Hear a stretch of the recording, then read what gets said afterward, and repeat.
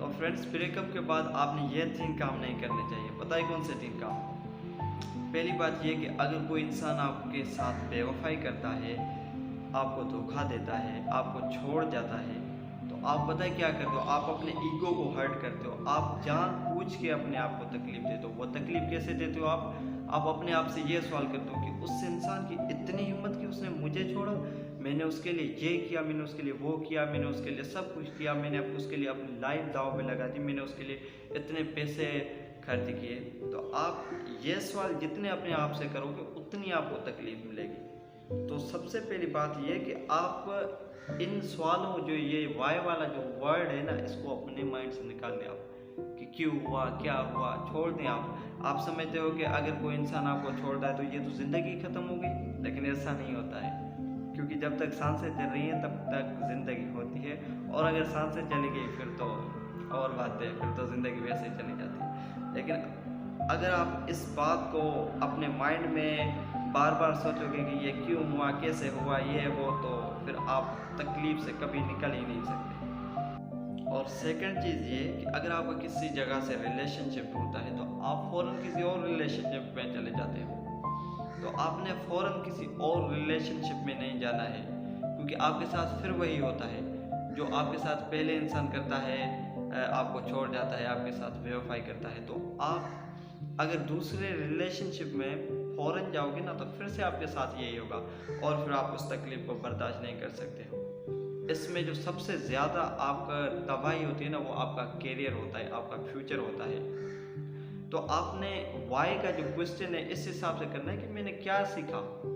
ये जो पहले मुझे किसी ने छोड़ा, मुझे धोखा दिया किसी ने, तो उससे मैंने क्या सीखा, मेरी क्या गलतियाँ थी, ये वो जो गलतियाँ थी ना आपकी, आप उन गलतियों पे फोकस करें कि किन गलतियों की वजह से मेरा ये रिलेशनशिप ख़त्म हुआ या उस शख्स ने मुझे छोड़ा। और कुछ टाइम अपने आप को दें, कुछ टाइम आप रिलेशनशिप में नहीं जाए तो अच्छा होगा आपके लिए। करियर पे फोकस करें। उसके बाद आप अगर सीखते हो ना, तो फिर आपके लिए अच्छा है। एक रिलेशनशिप से आपने सीखा कि इसने मुझे इन गलतियों की वजह से छोड़ा, तो फिर आप दूसरे रिलेशनशिप में जब जाओगे, किसी और के पास जाओगे, तो आप वो गलतियां नहीं करना, क्योंकि अगर वो गलतियां आप फिर से करोगे तो फिर से आपको वही तकलीफ मिलेगी। तो सबसे पहले कि आपने फॉरेन रिलेशनशिप में नहीं जाना, और सीखना है आपने। जिसने अगर आपको धोखा दिया है कि जिसके साथ आप इतना टाइम चले, तो उस रिलेशनशिप से आपने कुछ सीखना है। ठीक है। नंबर 3, कुछ लोग ब्रेकअप के बाद अपने आप को तोड़ देते हैं, ब्रोक कर देते हैं, अपने आप को तबाह कर देते हैं, बर्बाद कर देते हैं। वो कैसे? कि वो अब ये जो होते हैं ना, नशे पे उतर जाते हैं, नशा करने लग जाते हैं, सुट्टे मारते हैं, सिगरेट पीते हैं, और पता नहीं क्या वो बना के पीते हैं सिगरेट में, और पुड़ियाँ खाने लग जाते हैं। तो ऐसे नहीं करना चाहिए, क्योंकि ये जो ज़िंदगी मिली है हमें, ये अल्लाह ताला की तरफ से एक नेमत है। अगर कोई इंसान छोड़ता है तो हमें फ़ौरन अल्लाह की तरफ जाना चाहिए, अल्लाह से मोहब्बत करनी चाहिए, उससे हमें सुकून मिलता है।